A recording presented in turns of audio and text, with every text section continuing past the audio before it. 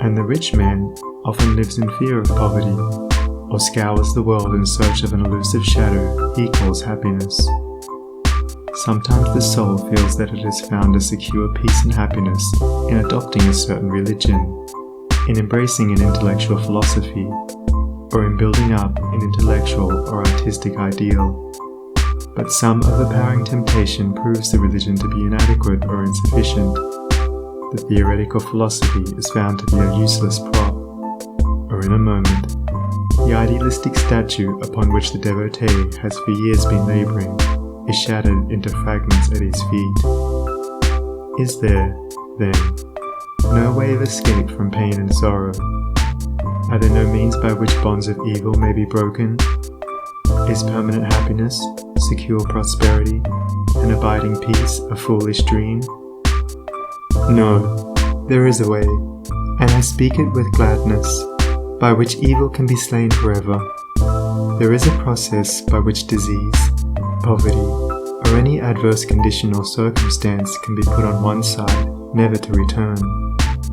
There is a method by which a permanent prosperity can be secured, free from all fear of the return of adversity, and there is a practice by which unbroken and unending peace and bliss can be partaken of and realized.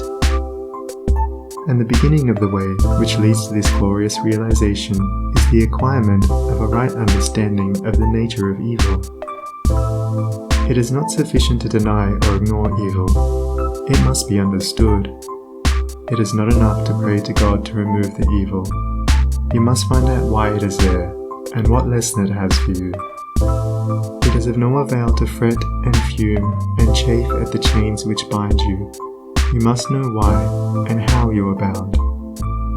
Therefore, reader, you must get outside yourself, and must begin to examine and understand yourself. You must cease to be a disobedient child in the school of experience, and must begin to learn, with humility and patience, the lessons that are set for your edification and ultimate perfection.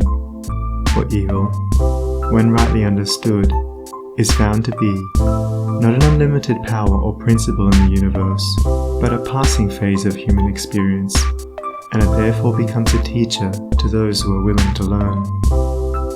Evil is not an abstract something outside yourself. It is an experience in your own heart, and by patiently examining and rectifying your heart, you will be gradually led into the discovery of the origin and nature of evil, which will necessarily be followed by its complete eradication. All evil is corrective and remedial, and is therefore not permanent.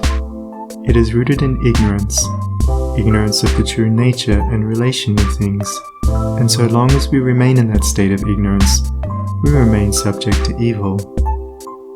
There is no evil in the universe which is not the result of ignorance, and which would not, if we were ready and willing to learn its lesson, lead us to higher wisdom, and then vanish away. But men remain in evil, and it does not pass away, because men are not willing or prepared to learn the lesson which it came to teach them. I knew a child who, every night when its mother took it to bed, cried to be allowed to play with the candle, and one night, when the mother was off guard for a moment, the child took hold of the candle. The inevitable result followed, and the child never wished to play with the candle again. By its one foolish act it learned perfectly the lesson of obedience, and entered into the knowledge that fire burns.